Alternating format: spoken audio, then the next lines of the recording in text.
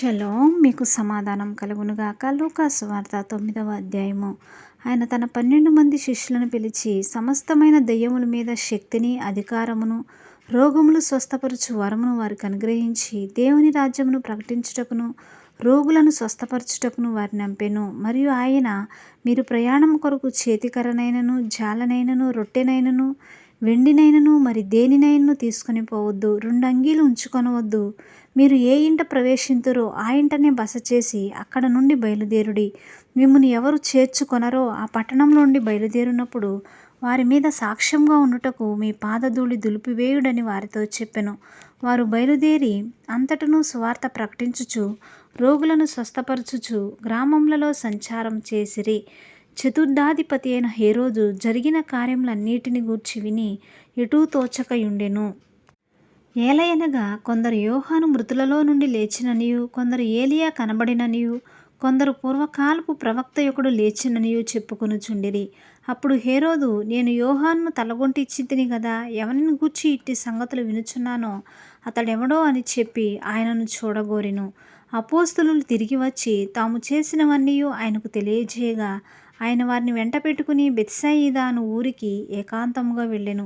జనసమూహంలో అది తెలుసుకుని ఆయనను వెంబడింపగా ఆయన వారిని చేర్చుకొని దేవుని రాజ్యమును గూర్చి వారితో మాట్లాడుచుచు స్వస్థత కావలసిన వారిని స్వస్థపరిచెను. ప్రొద్దుగ్రుంక నారంభించినప్పుడు 12 శిష్యులు వచ్చి, మనం ఈ అరణ్యంలో ఉన్నాము గనుక చుట్టుపట్లనున్న గ్రామములకు పల్లెలకు వెళ్ళి బస చూచుకొని ఆహారము సంపాదించుకొనున్నట్లు జనసమూహమును పంపివేయమని ఆయనతో చెప్పిరి. ఆయన, మీరే వారికి భోజనం పెట్టుడని వారితో చెప్పగా వారు, మన యొద్ద 5 రొట్టెలను 2 చేపలను తప్ప మరేమీ లేదు. మేము వెళ్ళి ఈ ప్రజలందరి కొరకు భోజన పదార్థములను కొని తెత్తుమా అని చెప్పిరి. వచ్చిన వారు ఇంచుమించు 5,000 మంది పురుషులు. ఆయన వారిని 50 మంది చొప్పున పంక్తులు తీర్చి కూర్చుండబెట్టుడని తన శిష్యులతో చెప్పగా వారు అలాగు చేసి అందరినీ కూర్చుండబెట్టిరి. అంతటా ఆయన ఆ 5 రొట్టెలను 2 చేపలను ఎత్తుకుని ఆకాశం వైపు కనులెత్తి వాటిని ఆశీర్వదించి విరచి జనసమూహమునకు వడ్డించుటకై శిష్యులకిచ్చెను. వారందరూ తిని తృప్తి పొందిన తరువాత మిగిలిన ముక్కలు 12 గంపలెత్తిరి. ఒకప్పుడు ఆయన ఒంటరిగా ప్రార్థన చేయుచుండగా ఆయన శిష్యులు ఆయన యొద్ద ఉండిరి. నేనెవడినని జనసమూహంలో చెప్పుకొనుచున్నారని ఆయన వారిని అడుగగా వారు, బాప్తిసమిచ్చు యోహాననియు, కొందరు ఏలియా అనియు, కొందరు పూర్వకాలపు ప్రవక్త ఒకడు లేచిననియు చెప్పుకొనుచున్నారనిరి. అందుకైన, మీరైతే నేనెవడినని చెప్పుకొనుచున్నారని వారిని అడుగగా పేతురు, నీవు దేవుని క్రీస్తు అనెను. ఆయన ఇది ఎవరితోనూ చెప్పవద్దని వారికి ఖండితముగా ఆజ్ఞాపించి, మనుష్య కుమారుడు బహుశ్రమలు పొంది పెద్దల చేతను ప్రధాన యాజకుల చేతను విసర్జించబడి చంపబడి 3వ దినమున లేచుట అగత్యమని చెప్పెను.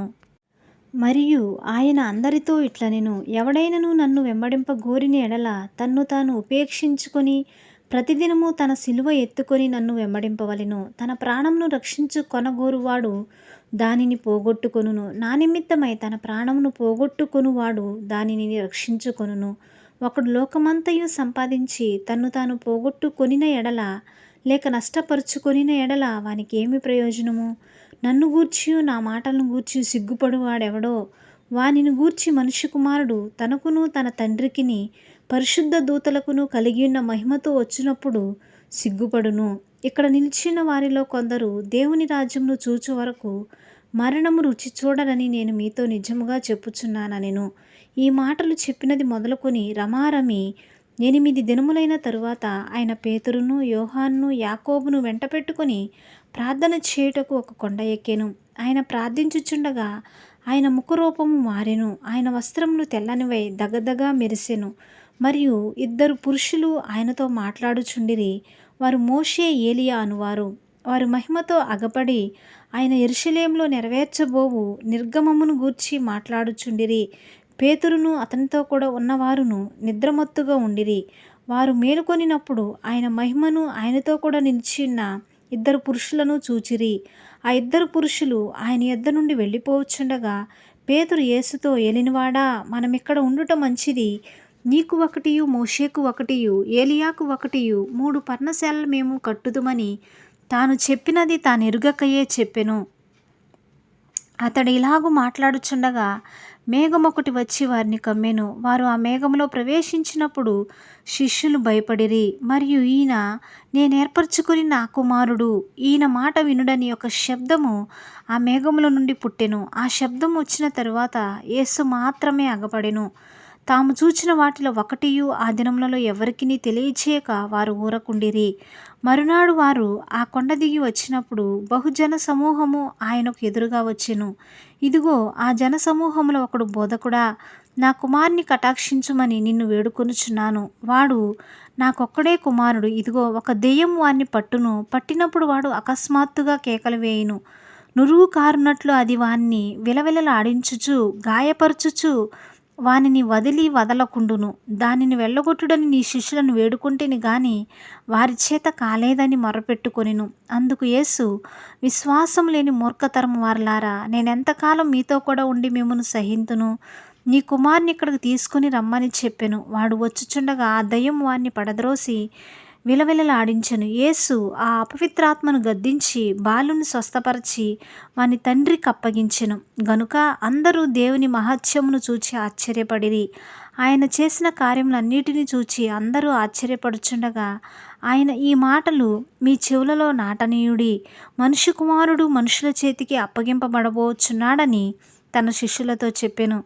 అయితే వారు ఆ మాట గ్రహింపకుండునట్లు అది వారికి మరుగు చేయబడెను గనుక వారు దాన్ని తెలుసుకొనలేదు. మరియు ఆ మాటను గూర్చి వారు ఆయనను అడుగవెరచిరి. తమలో ఎవడు గొప్పవాడు అని వారిలో తర్కం పుట్టగా యేసు వారి హృదయాలోచన ఎరిగి ఒక చిన్న బిడ్డను తీసుకుని తన యొద్దకు నిలువబెట్టి, ఈ చిన్న బిడ్డను నా పేరట చేర్చుకొనువాడు నన్ను చేర్చుకొనును, నన్ను చేర్చుకొనువాడు నన్ను పంపిన వానిని చేర్చుకొనును. మీ అందరిలో ఎవడు అత్యల్పుడై ఉండునో వాడే గొప్పవాడని వారితో చెప్పెను. యోహాను, ఏలినవాడా, ఎవడో ఒకడు నీ పేరట దయ్యములను వెళ్ళగొట్టగా మేము చూచితిమి. వాడు మనలను వెంబడించువాడు కాడు గనుక వానిని ఆటంకపరిచితిమని చెప్పెను. అందుకు యేసు, మీరు వానిని ఆటంకపరచుకుడి, మీకు విరోధి కానివాడు మీ పక్షముననున్నవాడే అని అతనితో చెప్పెను. ఆయన పరమునకు చేర్చుకొనబడు దినములు పరిపూర్ణమగుచున్నప్పుడు ఆయన యెరూషలేమునకు వెళ్ళుటకు మనసు స్థిరపరచుకొని తనకంటే ముందుగా దూతలను పంపెను. వారు వెళ్ళి ఆయనకు బస సిద్ధము చేయవలెనని సమరయుల యొక్క గ్రామంలో ప్రవేశించిరి గాని ఆయన యెరూషలేమునకు నభిముఖుడైనందున వారాయనను చేర్చుకొనలేదు. శిష్యులైన యాకోబును యోహానును అది చూచి, ప్రభువా, ఆకాశం నుండి అగ్ని దిగి వీరిని నాశనం చేయునట్లు మేము ఆజ్ఞాపించుట నీకిష్టమా అని అడుగగా ఆయన వారి తట్టు తిరిగి వారిని గద్దించెను. అంతట వారు మరి ఒక గ్రామమునకు వెళ్ళిరి. వారు మార్గమున వెళ్ళుచుండగా ఒకడు, నీవెక్కడికి వెళ్ళినను నీ వెంట వచ్చేదనని ఆయనతో చెప్పెను. అందుకు యేసు, నక్కలకు బొరియలను ఆకాశ పక్షులకు నివాసములను కలవు గాని మనిషి కుమారునికి తలవాల్చుకొనుటకైనను స్థలము లేదని అతనితో చెప్పెను. ఆయన మరి ఒకనితో, నా వెంట రమ్మని చెప్పెను. అతడు, నేను వెళ్ళి మొదట నా తండ్రిని పాతిపెట్టి వచ్చుటకు సెలవిమ్మని మనవి చేసెను. అందుకైన, మృతులు తమ మృతులను పాతిపెట్టుకొననిమ్ము, నీవు వెళ్ళి దేవుని రాజ్యమును ప్రకటించుమని వానితో చెప్పెను. మరి ఒకడు, ప్రభువా, నీ వెంట వచ్చేదను గాని నా ఇంటనున్న వారి వద్ద సెలవు తీసుకుని వచ్చుటకు మొదట నాకు సెలవిమ్మని అడుగగా యేసు, నాగటి మీద చెయ్యి పెట్టి వెనుక తట్టు చూచు వాడెవడును దేవుని రాజ్యమునకు పాత్రుడు కాడని వానితో చెప్పెను. ఆమేన్. దేవుడు ఈ వాక్యాన్ని దీవించునుగాక.